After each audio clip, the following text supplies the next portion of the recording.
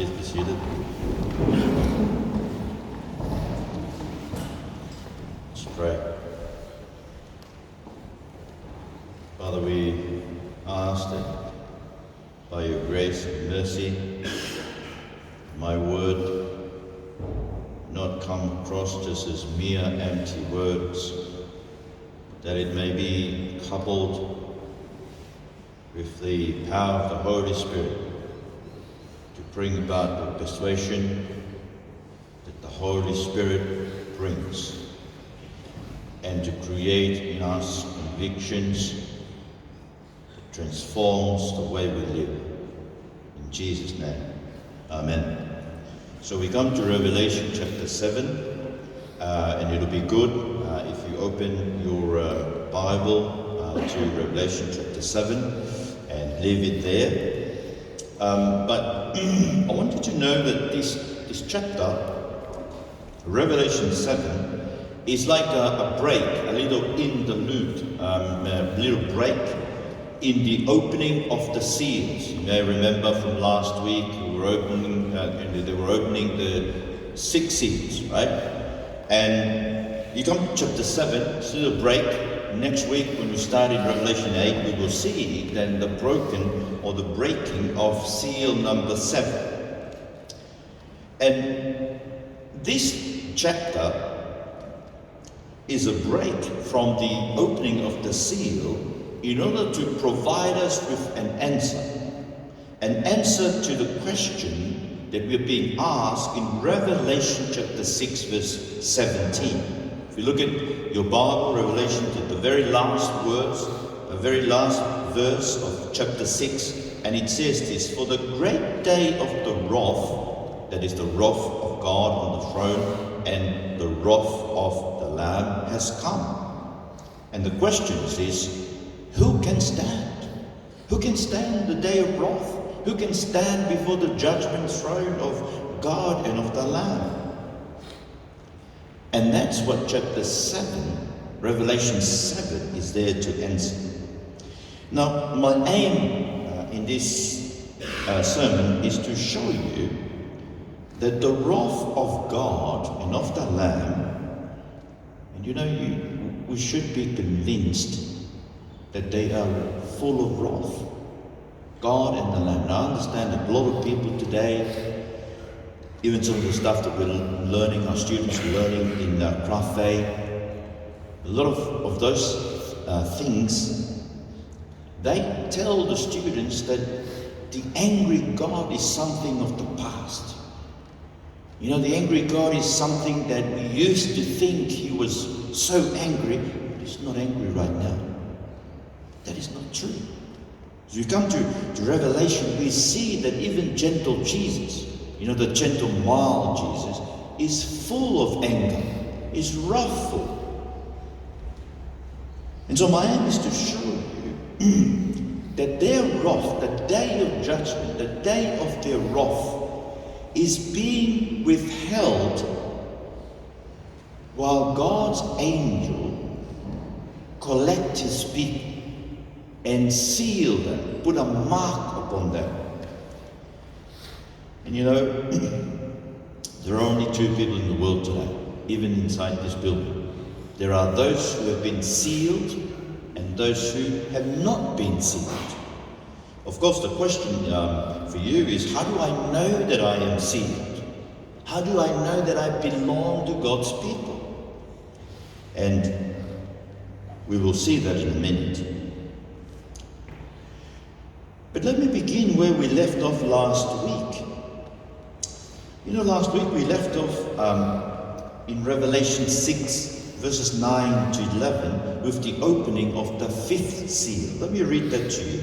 Revelation 6, 9 to 11. "When he opened the 5th seal, I saw under the altar the souls of those who had been slain because of the word of God and the testimony they had maintained. They called out in a loud voice, 'How long, sovereign Lord, holy and true, until you judge the inhabitants of the earth and avenge our blood?'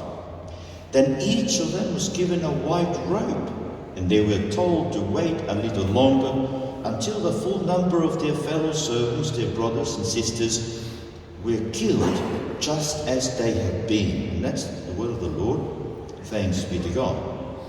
You see here, we're given a picture of heaven and those who are already there under the altar. And I take it under the altar because these are people who have given their lives as a living sacrifice. So when we come to Jesus, Romans 12, we're told to give our bodies as a living sacrifice. And it means eventually we may die like that for the testimony of Jesus and also the Word of God.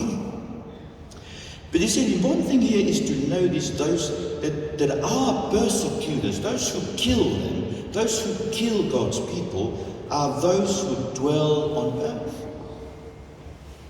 So you see that everyone out there is our enemies.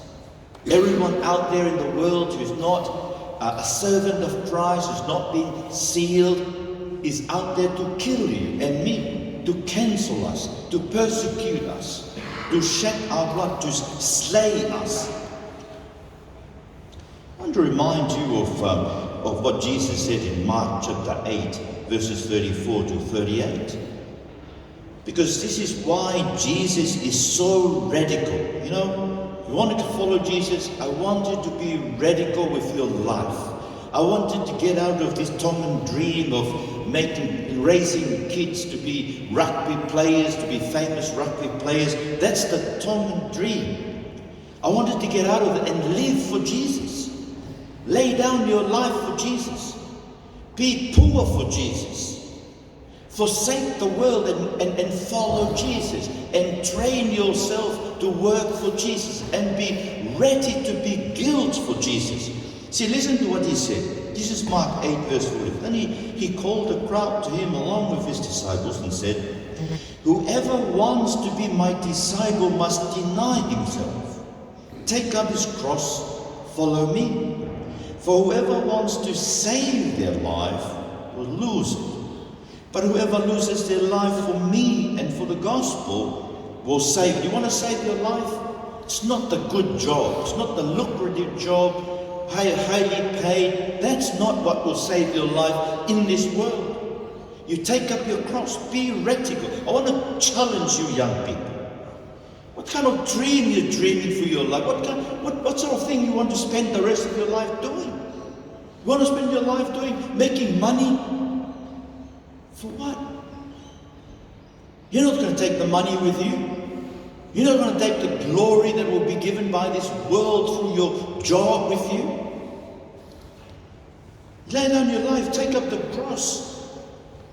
Lose your life for Jesus in order to save it. See, what good is it for someone to gain the whole world, yet forfeit their soul? What would you gain by living for this world? What would you gain by saving up money in the bank? Are you going to take that to heaven with you? At the end of the day, you will die, I will die, and everything else, everything you've been massing to yourself will have to be left here. See, only those people who were slain for Jesus are able to speak to God in heaven. Do you see what they're doing? They're praying to God in heaven. This is why it's important. If you're a man who's not prayerful, you're not heading to heaven because you're not enjoying what will be happening in heaven. Pray. They're praying, "Lord, avenge our blood. Do the justice. You're a just God." That's their prayer. And Jesus said in Luke 18, when the Son of Man returns, will he find such people believing in Jesus who are still praying?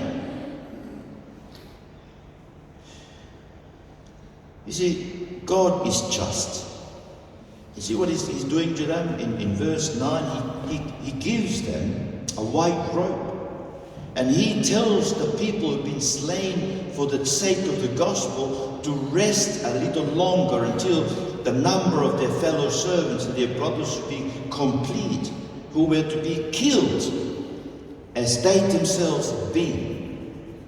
In other words, the judgment of God is waiting until you and me who live for Jesus are being persecuted, killed. You know, the only way in which we can show that we're true Christians is to die for Jesus.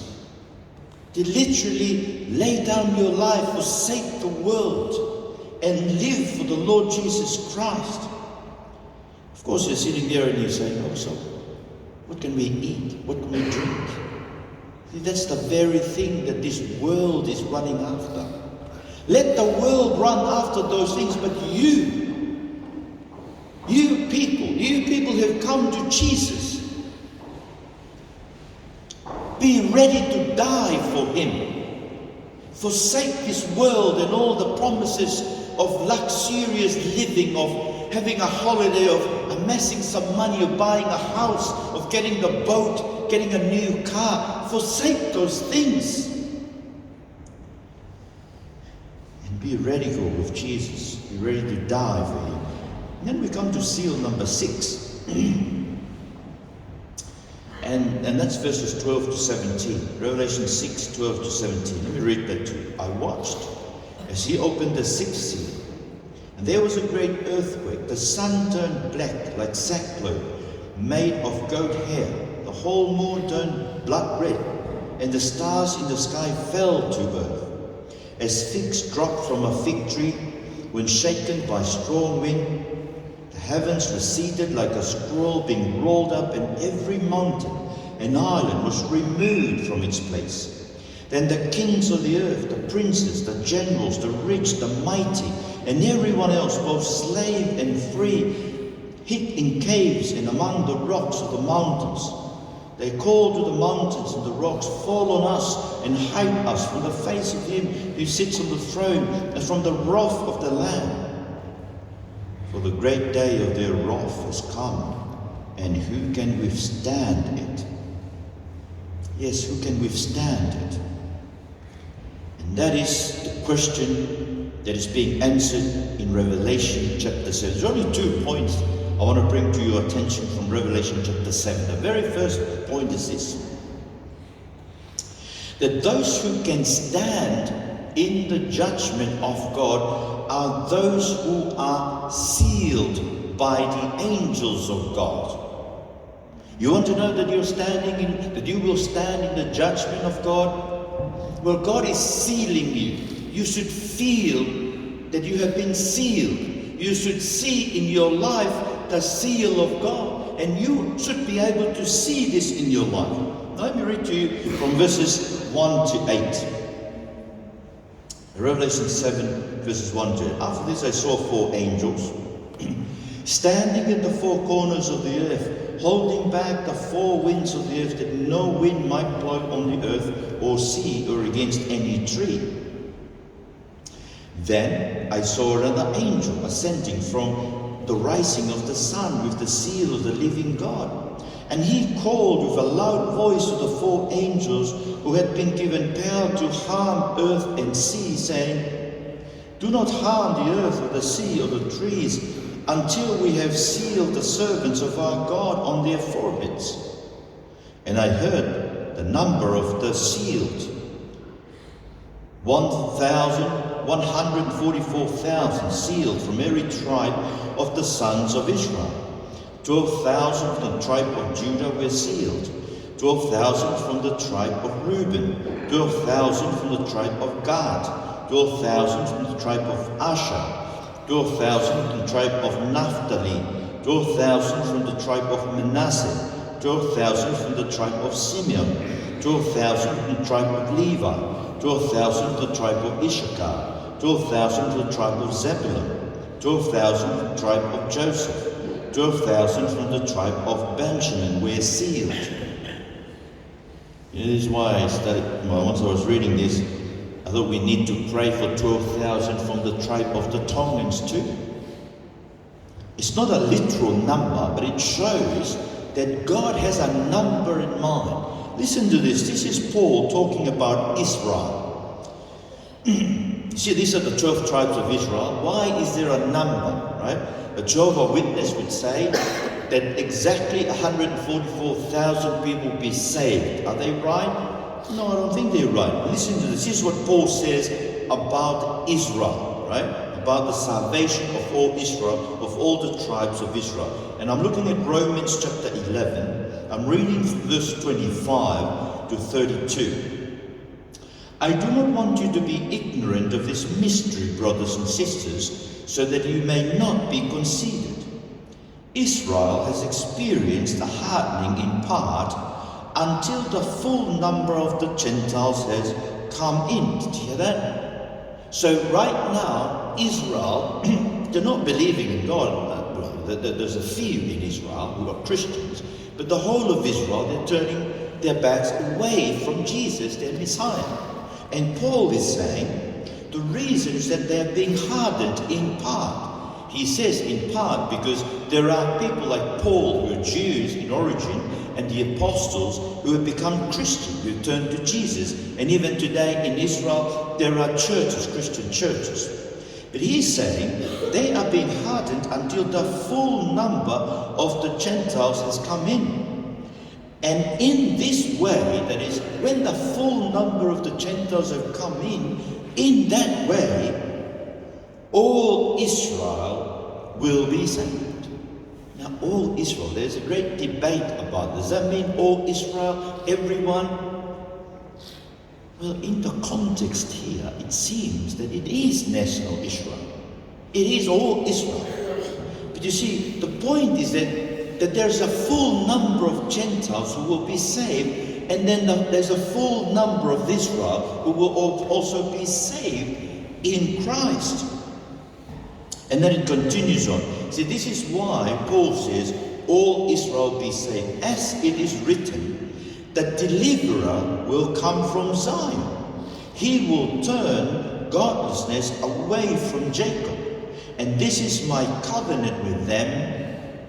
The them there is Israel, right? The descendants of Abraham. This is my covenant with them when I take away their sins. You know what I believe? There will be a time in the future when all Israel will turn to their Messiah. Because Jesus is the Messiah of Israel. The promises to Abraham was the promise to him and his descendants, to all Israel. All Israel, their sins will be taken away because that's God's promise. So when you come back to Revelation 7, this 144,000 people being sealed from Israel means that there will be a full number of Israel. And then there will be a full number of the Gentiles. And Paul says, this is a mystery. And I think the reason why we're still here today is because the full number is yet to be received. Full number of people to be sealed. But how do we know that we are sealed? How do you know? How do I know that I'm being sealed? Come with me to Ephesians. Ephesians chapter 1 and verses 13 and 14. Listen to this. This is Paul talking to the Christians in Ephesus. And you, that is you believers, you Christians, you also were included in Christ. So if you're a Christian, you've been included in Christ. When you heard the message of truth, the gospel of your salvation. So when you hear the gospel, when people hear the gospel, Ephesians heard the gospel, they believe the gospel, the message of truth, the gospel of their salvation, and they were included in Christ. And then it says, when you believed, you were marked in him with a seal. Do you hear that? That's the seal. So Jesus, you believers, when you believe the gospel, you were sealed. The promised Holy Spirit. So you were given the Holy Spirit when you believe. You know, the Pentecostal says you become a believer and then later on you have a second blessing where you are baptized the Holy Spirit. Paul is saying that you're being baptized in the Holy Spirit when you come to believe in the gospel. You are sealed the Holy Spirit. In other words, it is the Holy Spirit that brings faith into your heart. And then it goes on in verse 14. The Holy Spirit, who is a deposit guaranteeing our inheritance until the redemption of those who are God's possession, to the praise of his glory. In other words, how do you know you're sealed? How do I know that I'm sealed? Paul says, If you are sealed, you should have the assurance of going to heaven. So let me ask you that. If you were to die tonight, are you sure you're going to heaven? And on what basis is your assurance? Because those who are being sealed are given the Holy Spirit. You see, the Holy Spirit brings the gospel into our heart. And the gospel is about Jesus dying for my sins. And that gospel is the basis upon which I can be sure I'm going to heaven. You know, this is the assurance that Sjone Fitikefes, last Sunday, on his last Sunday after the service here, Steveni and I went to him, and we got him to memorize that. Well, he told us that he's sure he's going to heaven. You see, there's always an assurance in people. But when we asked him on what basis, then we didn't really understand what he was saying, so we said to him, Sjone, the assurance comes from Jesus, who died for your sins. Memorize that.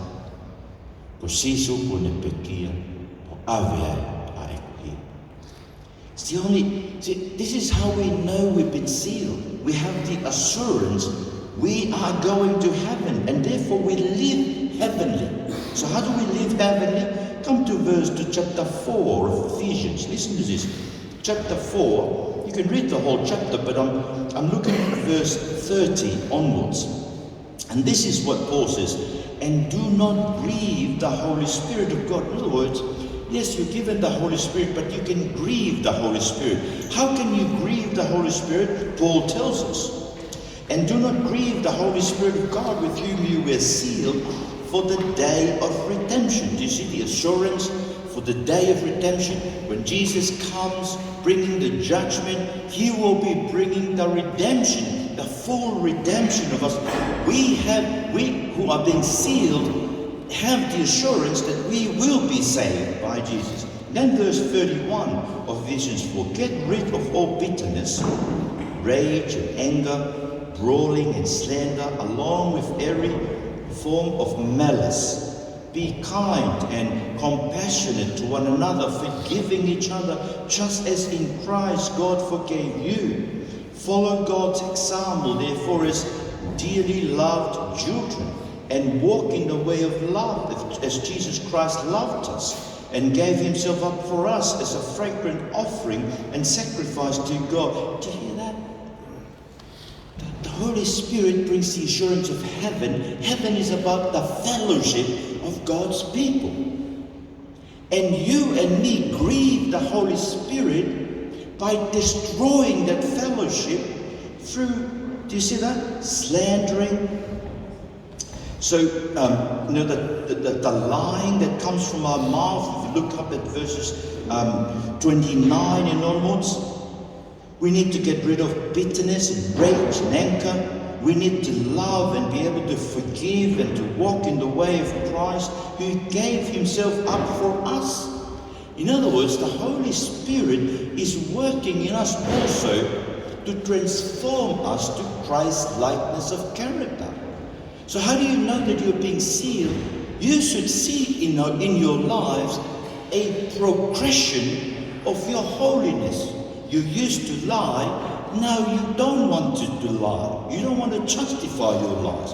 You used to slander, now you want to give thanks to God about people.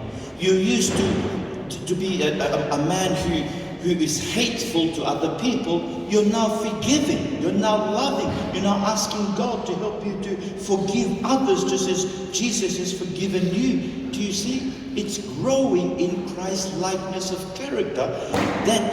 You should see that in your life as the evidence of you being sealed for heaven. And then you come with me to Romans chapter 8. Romans 8:13. And Paul says, Romans 8:13, if you live according to the flesh, you will die. So if you're a Christian and you're still living according to the flesh, you will die. But if by the Spirit you put to death the misdeeds of the body, you will live.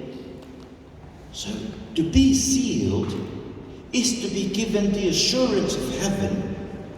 And the assurance of heaven brings the transformation of heaven. We start to see in ourselves the Christ-likeness of character, the forgiveness of Christ, the love of Christ, the thankfulness of Christ, the endurance of Christ through suffering. But also, we put to death the misdeeds of the body.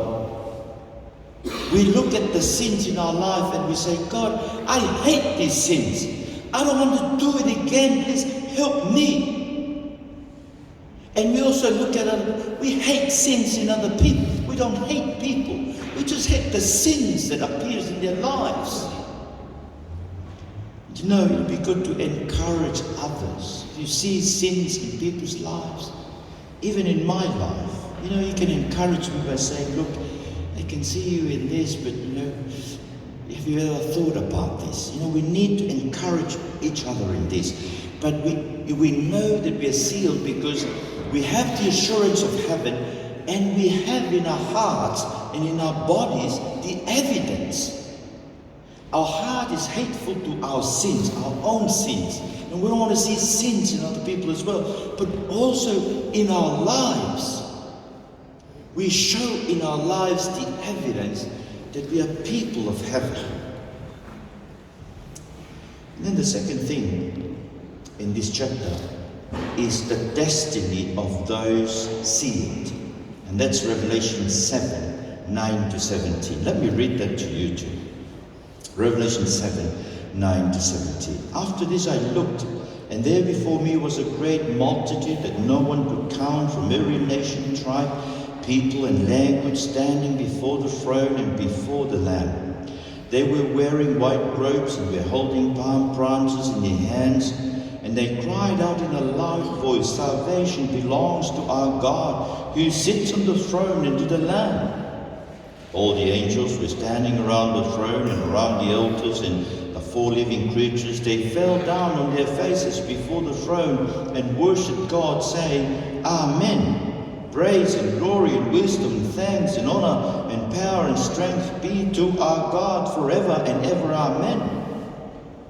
And one of the elders asked me, these in white robes, who are they and where did they come from? I answered, Sir, you know. And he said, these are they who come out of the great tribulation. They have washed their robes and made them white in the blood of the Lamb. Therefore, they are before the throne of God and serve him day and night in his temple. And he who sits on the throne will shelter them with his presence. Never again will they hunger, never again will they thirst. The sun will not beat down on them, nor any scorching heat. For the Lamb at the center of the throne will be their shepherd. He will lead them to springs of living water, and God will wipe away every tear from their eyes. And this is the word of the Lord. Thanks be to God. You see, the same crowd that John heard being sealed, the 144,000, this is another viewpoint. You know, it's almost like two cameras. Like you have one camera that looks into heaven and can see 144,000. And then another from another viewpoint. This is it, because you see in verse 9 we're told, after this I looked, and behold, a great multitude that no one could number, from every nation, every tribes and peoples and language, standing before the throne and before the Lamb, clothed in white robes with palm branches in their hands. It's the same crowd. The same 144,000 is this unnumbered, uncountable number of people from every nation being brought into heaven. It's the same people.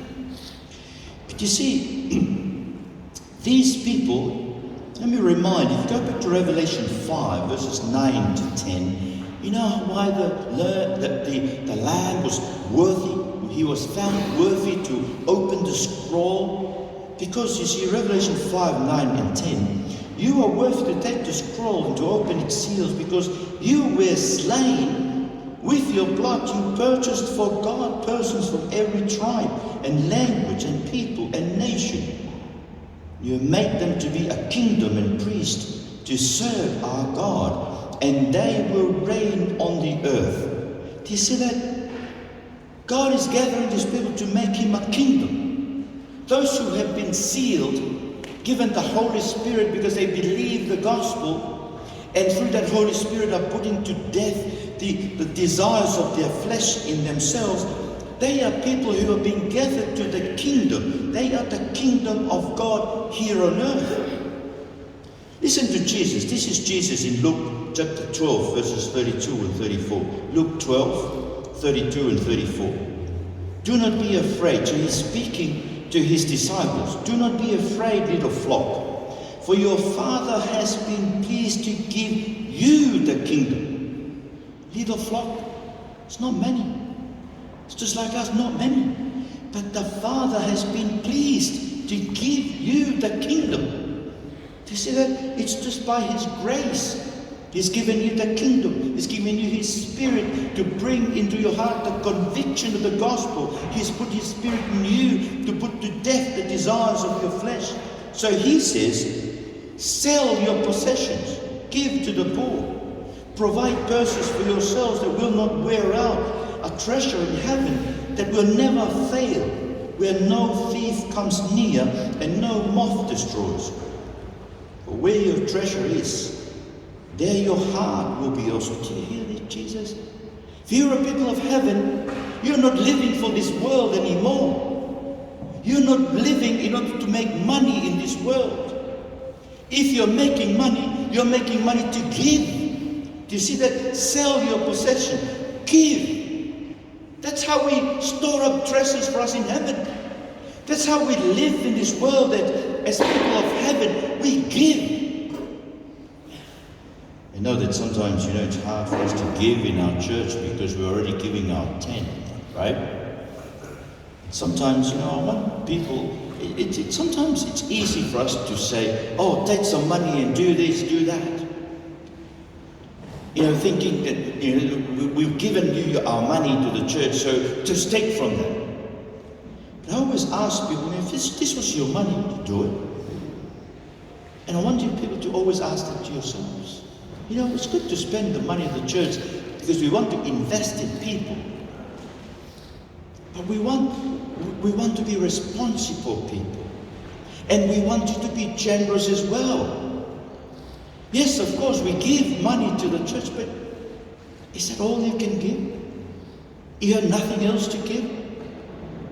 So if God didn't say you give a tithing, you wouldn't give anything? Do you see? We people should be generous. Sell your possessions.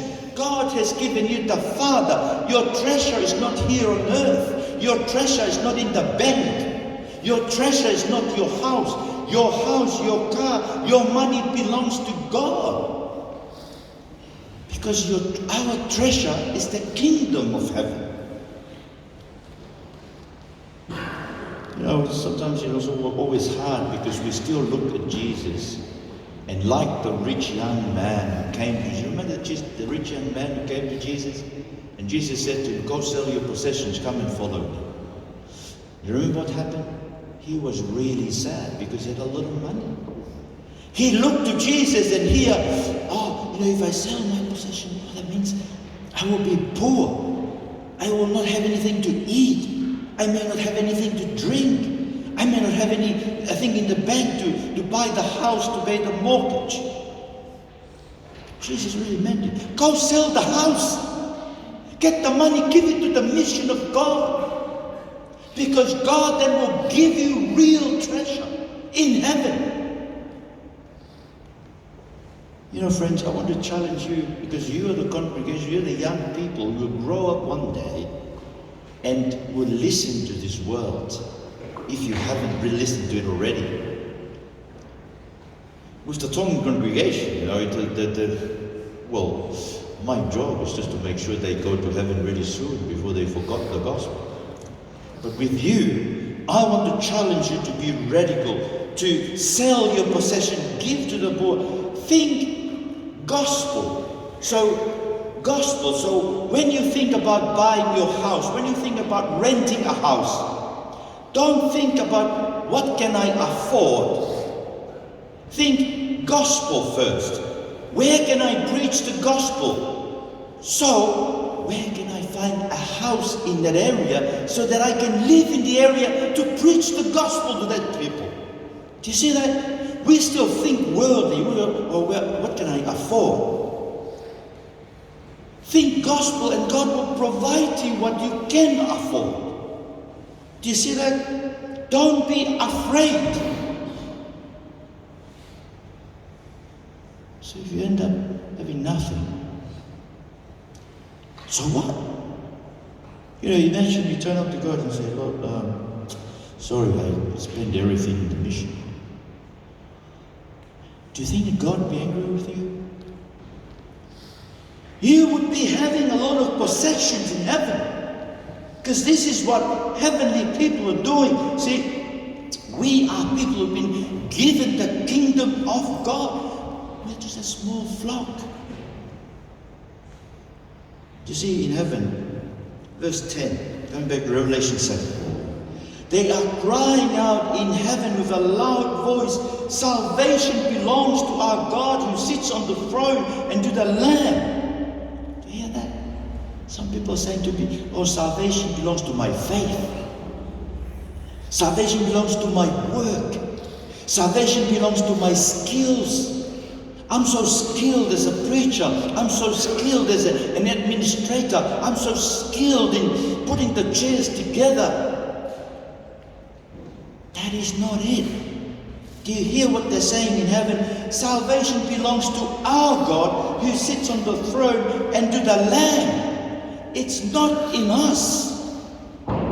It's not in me. It's not in what I can do for God. You know, God used failures. Think about Moses. He ran away. He was a failure.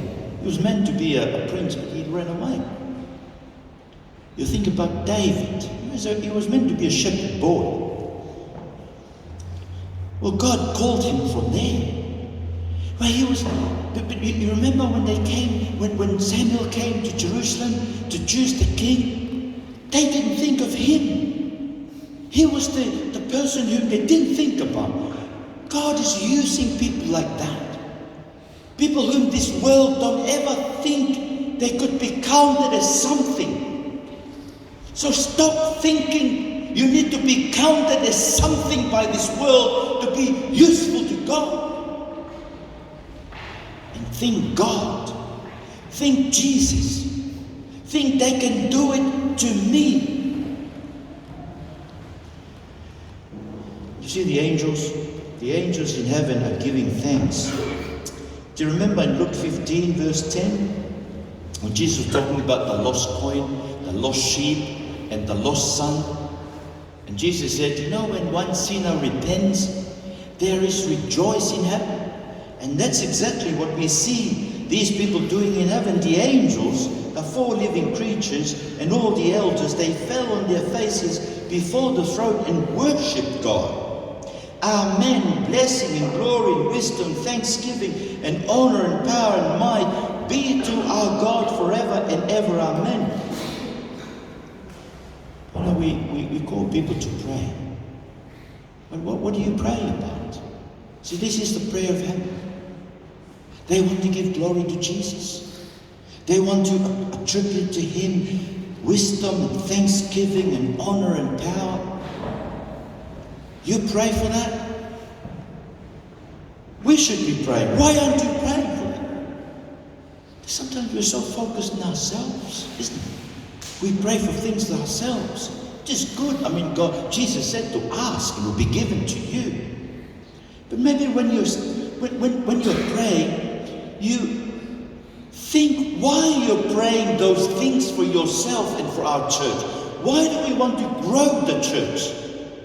Why do we want godly leadership? Why do we want to grow our Bible college? It's not because of us. We want to grow the church. We want godly leaders. We want to grow the training college for the glory of Christ. Jesus, we want to do these things so that you be glorified. Jesus, grow your church so that it will be shown it's not us, it's you. And then you see the elders in heaven, they asked a question which I think I'll try to conclude with that.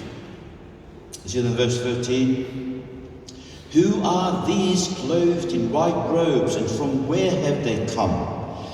And I said to him, Sir, you know. And he said to me, these are the ones coming out of the great tribulation. They have washed their robes and made them white in the blood of the Lamb. And therefore they are before the throne of God and serve him day and night in his temple.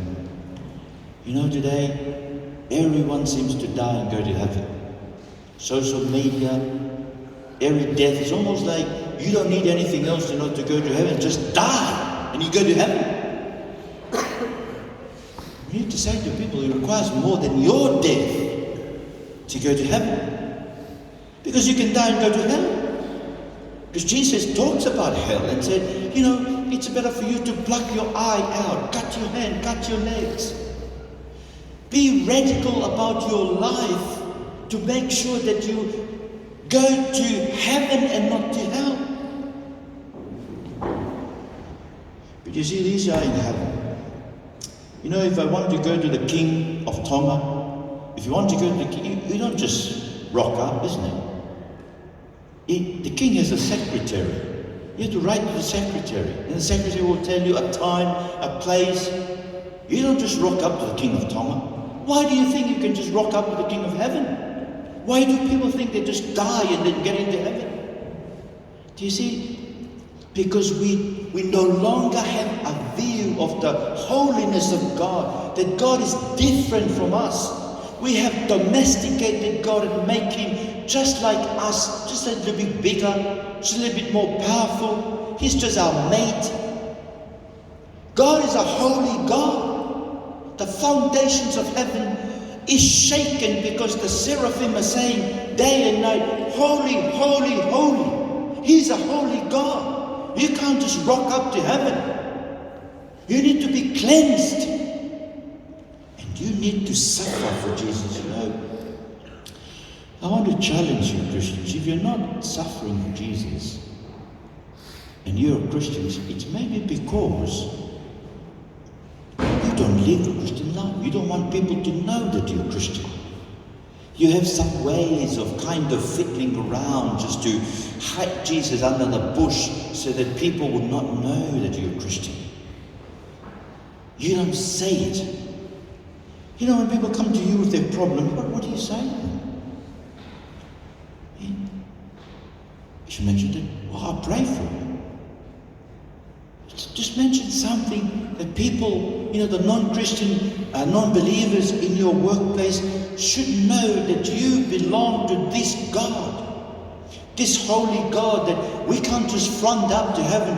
You know, if you stand for this holy God, you will be persecuted, maybe even killed for standing by the word of God and by the testimony of Jesus. And you need to be washed in the blood of the Lamb. You know, friends, I've been preaching washing by the blood of the Lamb for so many years, and I realized some people say, oh, okay, I'm washed so I can do what I want. Let me read to you just to finish off from 2 Corinthians 5. See, this is what it means for us, for you to be washed in the blood of Jesus. This is what Paul says, 2 Corinthians 5:14 onwards. For Christ's love compels us because we are convinced that one died for all, and therefore all died. And he died, that is, Jesus died for all, that those who live should no longer live for themselves. Do you hear that? We should no longer live for ourselves. We shouldn't say, yes, I've been forgiven so that I can do what I want. I've been set free so that I can do what I want. No, we are being set free so that we don't live for ourselves. And then lastly, Hebrews 12. You know, if you're a person of heaven, listen to this. Therefore, since we are receiving a kingdom, Hebrews 12:28. Since therefore we are receiving a kingdom that cannot be shaken, let us be thankful and so worship God acceptably with reverence and awe. For our God is a consuming fire. Do you see that? Because you are receiving that kingdom, be thankful. Worship God acceptably with reverence. How do we do that? Well, keep on loving one another. Hebrews 13:1. Do not forget to show hospitality. Continue to remember those in prison as if you were together with those who are being persecuted. We need to pray for those who are being persecuted. Marriage should be honored by all. Keep your lives free from the love of money and be content with what you have. Because God has said, never will I leave you, and never will I forsake you. Let's stop there and let's pray and ask God to make us people who worship God as people who belong to the kingdom. Let's pray.